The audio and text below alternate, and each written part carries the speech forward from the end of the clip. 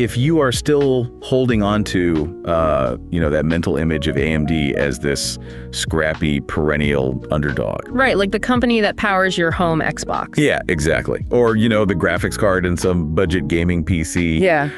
You need to completely erase that from your mind. Oh, totally. That company is just, it's gone. It really is. Because right now, today, we're doing a special Talk Tickers edition of our deep dive, looking at their Q2 2026 earnings transcript. And for those joining us, our mission here is simple. We are data forward, we use plain language, we are highly opinionated, and we want to give you actionable takeaways. Because, this transcript isn't just a financial update. It's really a blueprint for a totally altered technological landscape. Yeah, they are no longer just like selling silicon wafers. They are locking down these multi-gigawatt power grid deals to basically build the physical foundation of the future global economy. It really is a staggering pivot. Like when you read through the lines of this transcript, you aren't just looking at a semiconductor designer anymore. No, not at all. You're looking at an infrastructure behemoth. The scale of the deployments they're discussing and just the sheer physics involved in making them a reality, it requires a fundamental reevaluation of what this company actually does. Man. How we value it, which is exactly what we're doing today. We're going straight into the raw data that absolutely shook the market this quarter. Yeah, starting with a top line that most hardware companies would consider, frankly, mathematically impossible at this stage in their life cycle. Seriously. So for Q2 2026, AMD reported a record-breaking $11.5 billion in revenue. Which is just wow. Right. That is a 50% increase year over year. Yeah. And perhaps even more aggressively, it's a 13% increase sequentially from just the previous quarter. The sequential growth is what really jumps out to me. A 50% year-over-year jump is massive, obviously. Sure. But adding 13% quarter-over-quarter for a company doing 11-figure revenue, that means they are layering on billions of dollars in new sales in a matter of, roughly 90 days? Yeah, it's wild. But the top line is only half the story.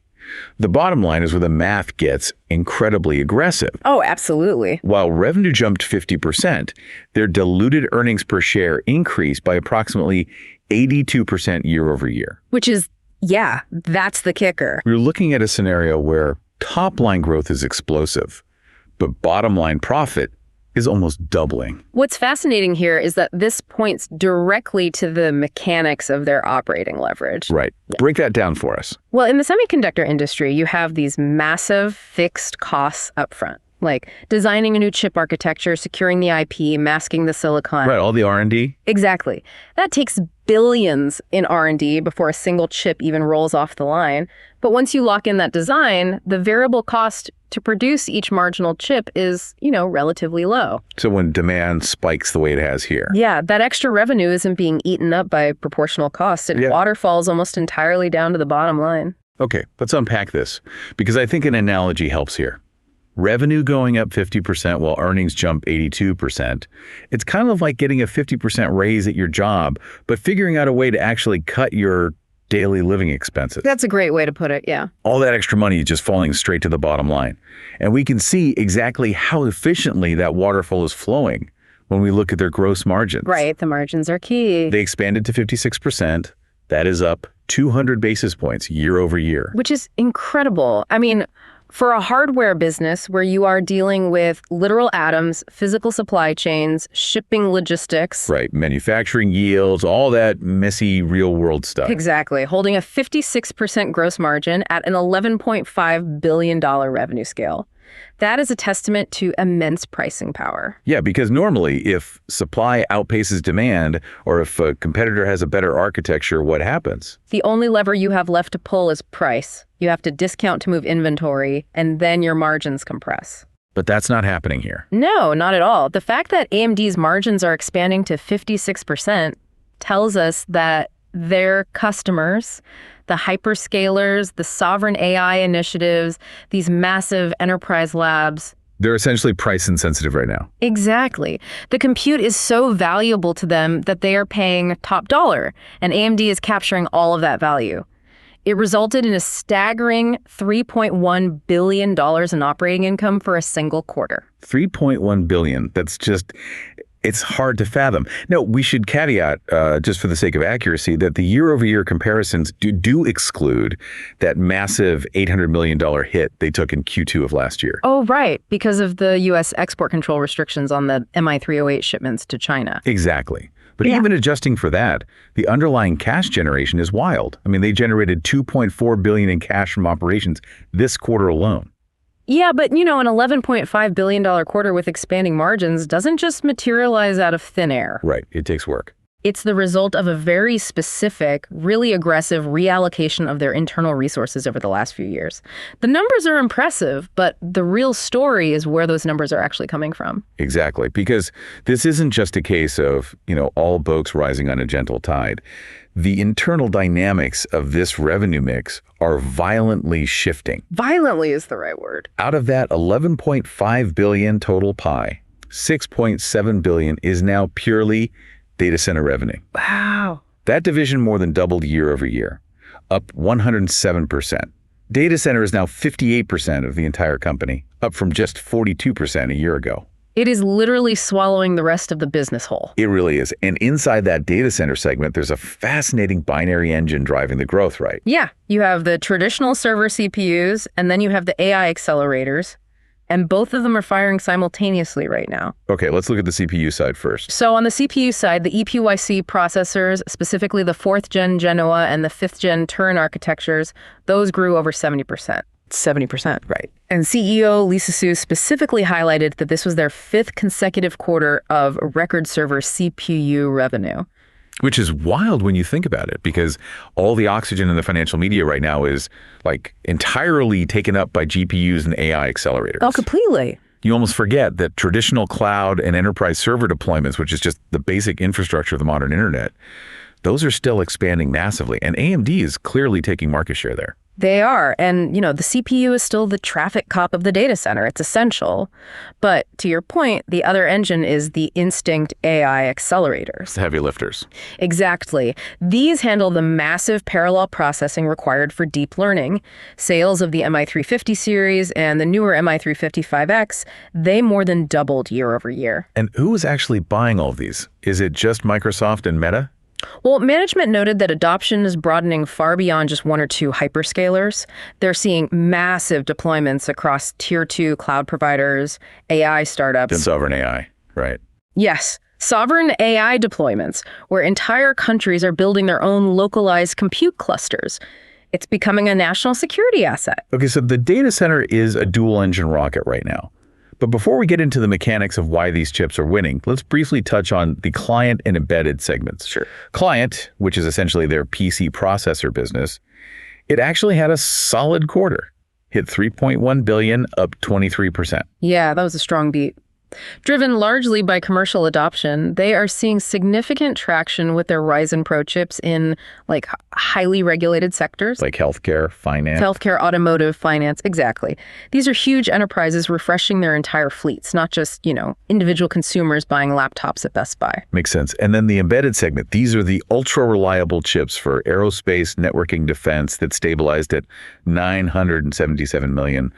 Up about 19%. Yeah, a solid bounce back. Okay, but I have to push back here because this all paints an almost flawlessly rosy picture. I can hear a but coming. Oh, definitely.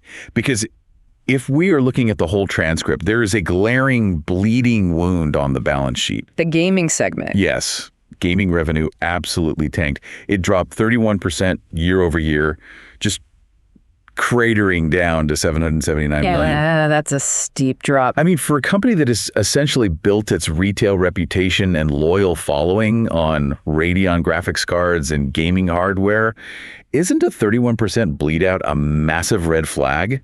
If they're losing the gamer, aren't they losing their foundational market?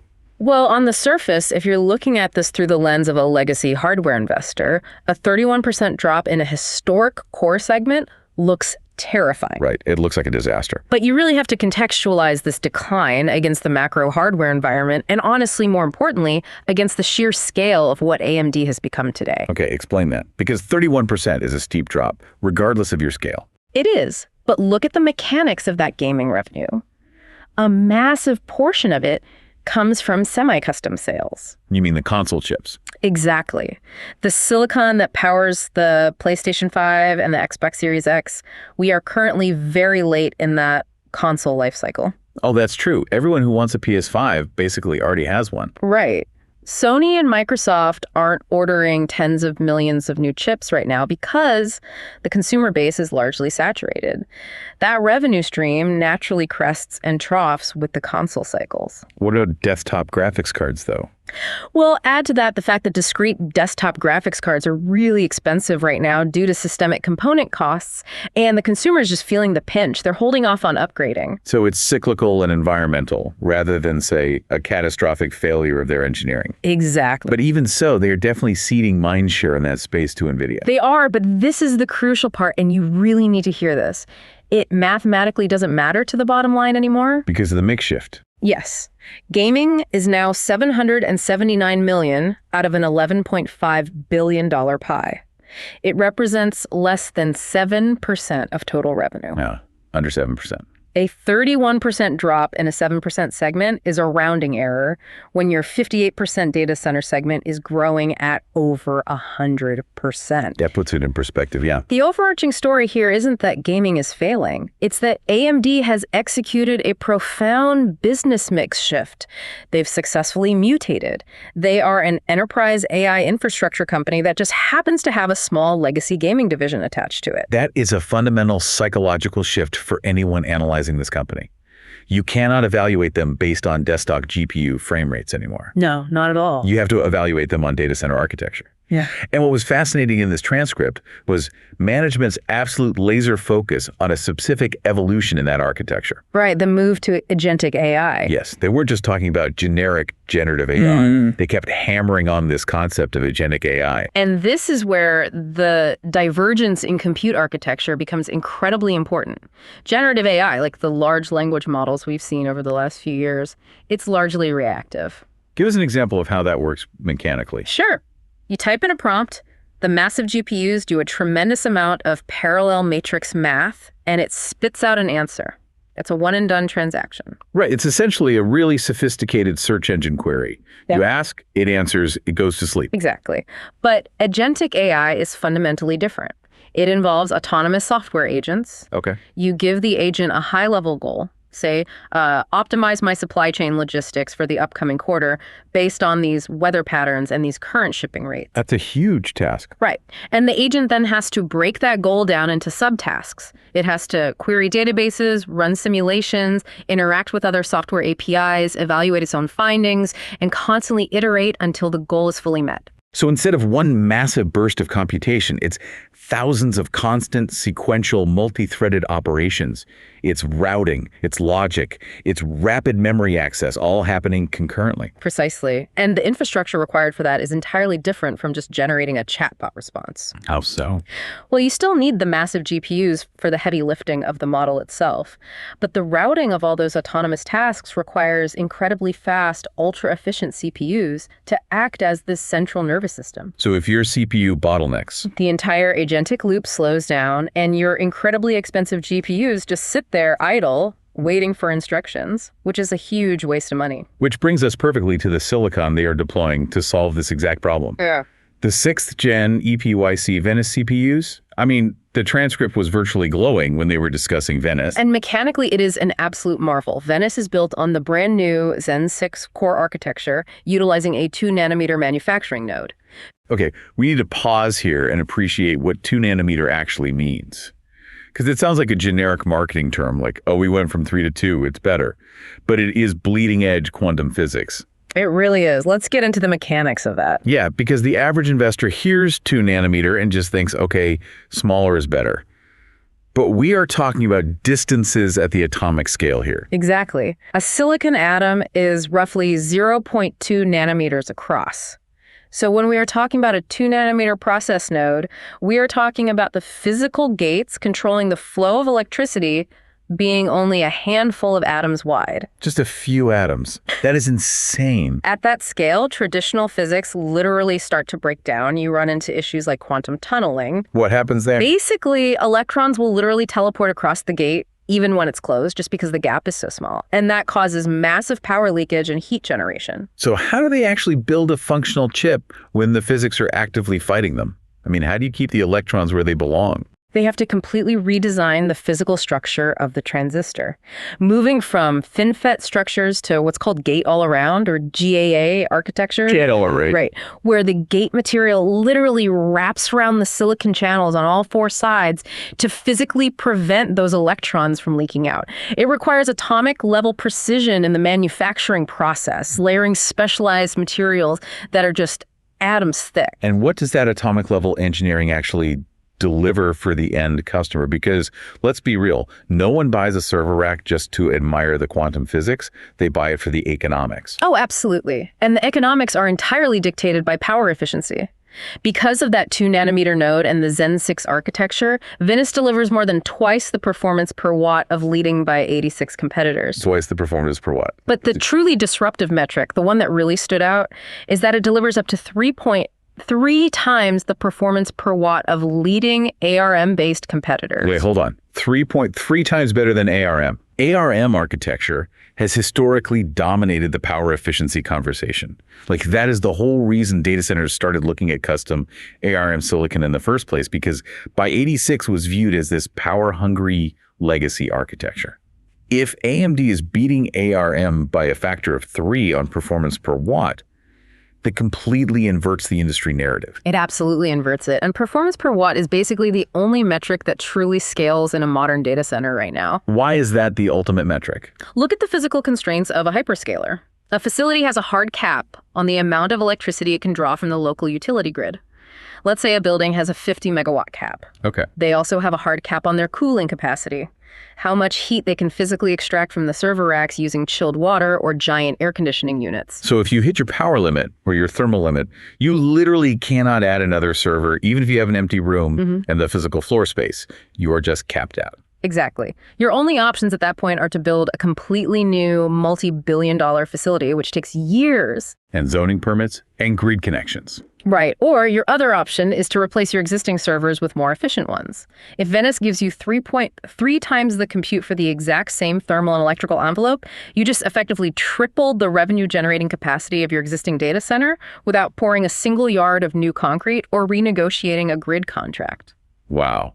That is massive operating leverage for the customer. But, Venice is just the CPU handling the routing. For the massive AI workloads, I can't just sell the CPU in isolation anymore. No, they can't. And this was a huge theme on the call, right? The transition from selling components to selling entire integrated systems. Which brings us to the Helios rack scale platform. Right. Selling individual chips is becoming obsolete at the bleeding edge because the bottleneck is no longer just the processor speed. It's the network. It's how fast the processors can talk to each other. Helios is a fully integrated liquid-cooled server cabinet. It combines those ultra-efficient EPYC Venice CPUs with their MI450 series GPUs, all stitched together with Pensando networking technology. Let's talk about the metric they used to sell Helios on the call, because it is really fascinating. They didn't talk about teraflops or clock speeds. They talked about tokens per dollar. Yeah, I love that. They stated Helios delivers up to 30% more tokens per dollar than the competition. Which is brilliant marketing, honestly, because it speaks directly to the language of their customers' balance sheets. In the AI economy, a token is the fundamental unit of value. It's roughly a piece of a word, right? Yeah, about 3/4 of a word. When a consumer or an enterprise pays for API access to a large language model, they are billed per million tokens generated. So if a cloud provider is charging a fixed rate per token to their end user, the only way to increase their own margin is to lower the physical cost of generating that token. Exactly. If Helios drops that cost by 30%, that is an immediate massive margin expansion for the cloud provider. Exactly. It fundamentally lowers the total cost of ownership. And by selling it as an integrated rack, AMD ensures that all the components, the CPU, the GPU, the networking switches, they're all optimized to work natively together without latency bottlenecks. Which locks the customer into the entire AMD hardware ecosystem instead of them mixing and matching parts. Right. And initial shipments of Helios begin this quarter, ramping up significantly through 2027. But delivering 30% more tokens per dollar on a rack scale immediately creates a new problem for AMD. just keeping up with the overwhelming demand. Oh, for sure. If we look at how management is guiding for the rest of the year and into 2027, the bottleneck isn't sales. It is physics and logistics. The guidance is truly where the scale of this technological transition reveals itself. For the immediate short term, Q3 2026, they are forecasting revenue of approximately $13 billion. $13 billion. That is a 41% year-over-year increase and a massive $1.5 billion sequential leap from Q2. And they expect to hold those gross margins at 56%. A $13 billion quarter. That is roughly a $52 billion annual run rate. But the real shockwave hit when they started discussing the 2027 pipeline. Yes. Management explicitly stated they expect the data center segment to more than double year-over-year in 2027. Double. We are talking about a segment that just posted a $6.7 billion quarter, pacing for roughly $27 billion this year, and they are forecasting it to double. Server CPU revenue specifically is expected to grow over 70% next year. And the downstream effect of that is massive. CFO Jean Hu noted on the call that because this explosive growth is concentrated in their highest margin segments, their earnings per share is tracking to significantly exceed their previously stated long-term target of $20 annually. But to understand why management is so confident in these massive internal projections, you really have to look at their external view of the macro environment. Right, the TAM. Lisa Su updated their total addressable market, or TAM, projections, and the numbers are difficult to wrap your head around. They are projecting the AI accelerator market to reach $1.4 trillion by 2030, growing at a 45% compound annual growth rate. 1.4 trillion. And the server CPU market is projected to hit $220 billion. Here's where it gets really interesting, though. Because this isn't just a CEO drawing optimistic graphs on a whiteboard to pump the stock. They back this up with contracted, signed deals. Tangible demand. Right. And the specific terminology they use for these deals is what completely reframes this entire industry for me. They announced a strategic partnership with Anthropic, one of the premier foundational AI labs. Right, the makers of Claude. Exactly. But they didn't say, we are selling Anthropic 50,000 servers. Yeah. They said Anthropic is going to deploy up to 2 gigawatts of MI450 GPUs via the Helios platform in 2027. Yeah. We are literally measuring semiconductor sales in power grid metrics now. Yeah. This is a phenomenal evolution in how compute is valued. One of the analysts on the call specifically asked how to translate gigawatts back into financial metrics, which is a great question. Yeah, how does that convert to dollars? Management responded that a single gigawatt of deployment roughly equates to double-digit billions in revenue. Okay, so a 2 gigawatt deployment with a single partner represents $20 billion at minimum in future revenue. But let's pause and talk about the physical reality of a 2 gigawatt deployment. Yeah. Because a gigawatt isn't just a number on a spreadsheet. No, it's not. That is the electrical output of a nuclear power plant. If we connect this to the bigger picture, it is the equivalent of powering a mid-sized American city. To deploy 2 gigawatts of compute, you are not just finding an empty warehouse and plugging some servers into the wall. Right. You are talking about negotiating with regional utility monopolies, securing transmission line rights, building dedicated substations, and completely re-architecting local grid infrastructure. Not to mention the thermal dynamics. 2 gigawatts of electricity going into silicon means roughly 2 gigawatts of heat coming out. You cannot air cool that kind of density. You absolutely cannot. This necessitates direct-to-chip liquid cooling systems at a massive scale, moving thousands of gallons of specialized coolant through these server racks every single minute.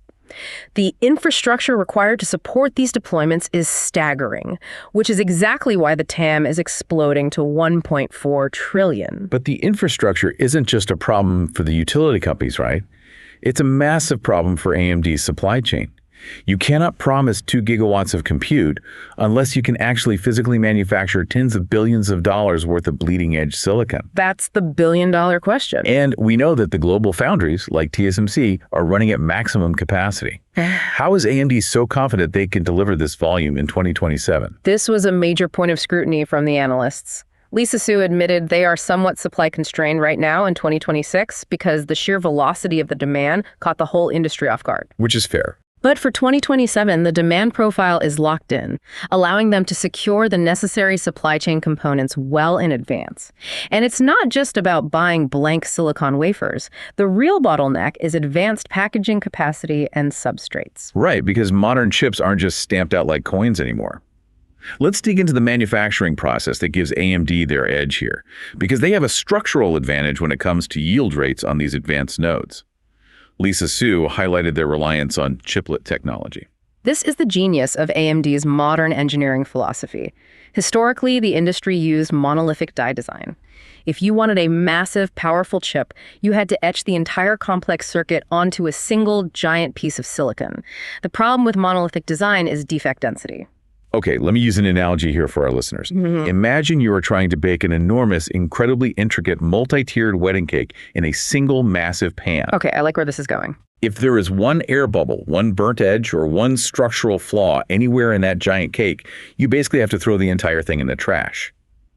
In silicon terms, if one microscopic speck of dust ruins a single transistor on a massive monolithic die, the whole chip is ruined. Exactly. It has a terrible yield rate, and it wastes incredibly expensive, limited silicon wafers. Exactly.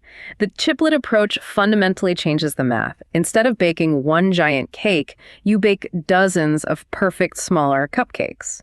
Because the surface area of a cupcake is so small, the statistical probability of a defect ruining it is much, much lower. Right, so your yield rates skyrocket. You take all those perfect, high-yielding small chips, the chiplets, and you package them tightly together on a substrate using ultra-fast interconnects to stitch them together into one unified processor. So they act as one giant chip, but they are manufactured as a bunch of smaller, easier-to-produce pieces. And that is exactly how AMD is navigating the supply chain constraints. By utilizing chiplets, they can ramp up on an incredibly difficult node like 2 nanometer, while using far fewer total wafers than a monolithic competitor would need. They extract maximum usable silicon out of the limited foundry capacity they have secured. And this chiplet philosophy isn't just limited to massive data center racks either. They're bringing it down to the consumer level, which is a brilliant ecosystem play.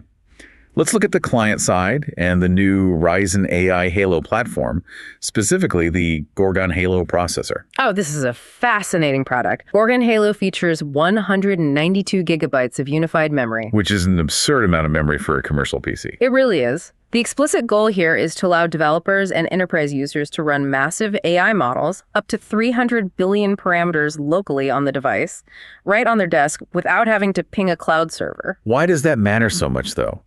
If the cloud is so powerful, why do I need a 300 billion parameter model running locally on my laptop?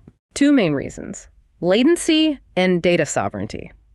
If an enterprise is working with highly classified intellectual property, or, say, patient health records, they do not want to send that data out to a public cloud API to be processed by an AI. Too much risk of a breach. Exactly. They want the AI to live securely on an air-gapped machine. Furthermore, by running it locally, you completely eliminate network latency.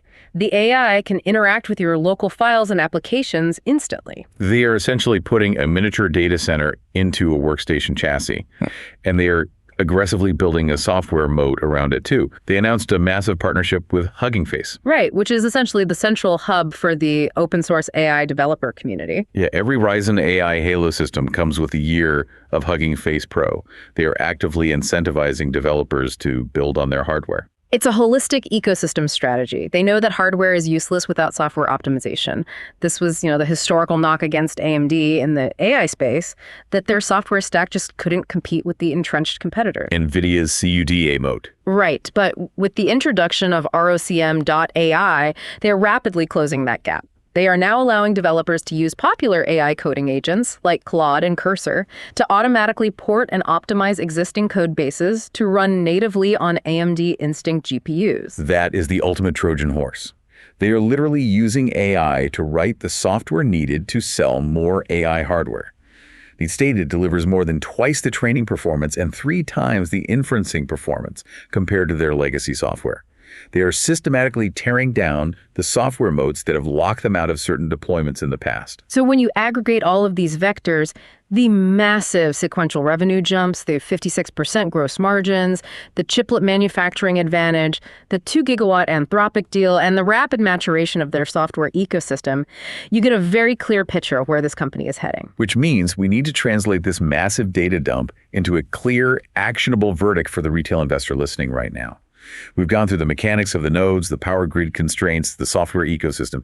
Let's establish the bottom line. Well, from an analytical standpoint, looking strictly at the evidence and the forward guidance presented in this transcript, this earnings report is a fiercely bullish signal. I agree completely. It is a validation of a multi-year pivot that is now hitting its exponential growth phase. I would argue it's not just bullish, it's a structural re-rating of the stock. Management is not just drafting off the generalized market enthusiasm for AI.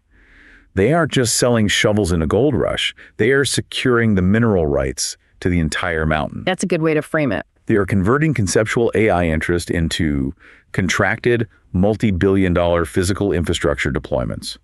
And mathematically, they are projecting growth that outpaces the broader market's 45% CAGR. They are actively stealing market share. So the actionable advice depends entirely on your position. Yeah. If you are a current holder of the stock, especially if you entered this position 3 or 4 years ago, you have to recognize that the fundamental narrative of your investment has changed. You likely bought a semiconductor company heavily tethered to PC refresh cycles and gaming console sales. Right. And that is no longer what you own. You are now holding a pure play enterprise AI compounder.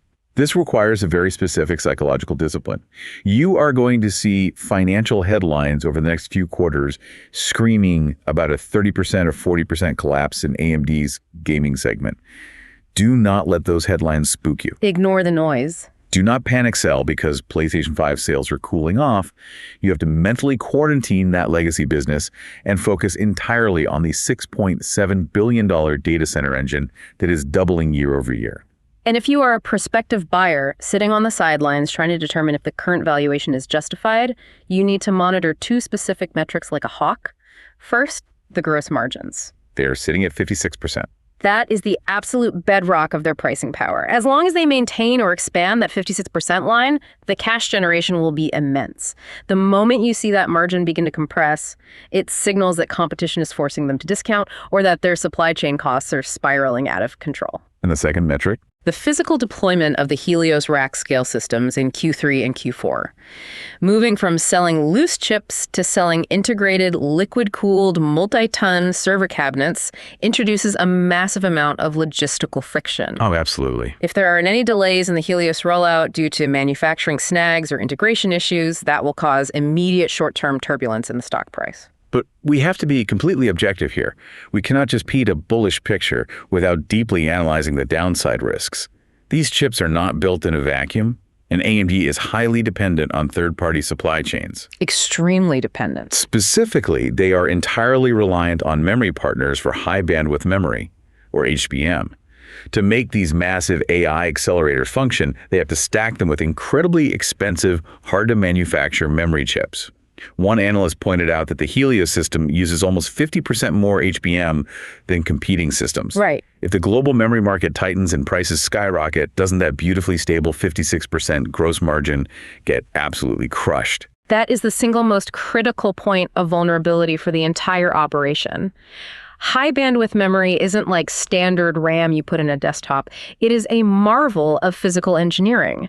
They are literally stacking layers of memory dies on top of each other and running microscopic copper wires through silicon vias vertically through the silicon to connect them. Sounds incredibly difficult to make. It is incredibly difficult to manufacture, the yield rates are notoriously tricky, and the capacity is highly constrained globally. So if you need 50% more of the most supply-constrained, expensive component on the planet, your margin profile is incredibly fragile. It is, and Lisa Su addressed this head-on during the Q&A.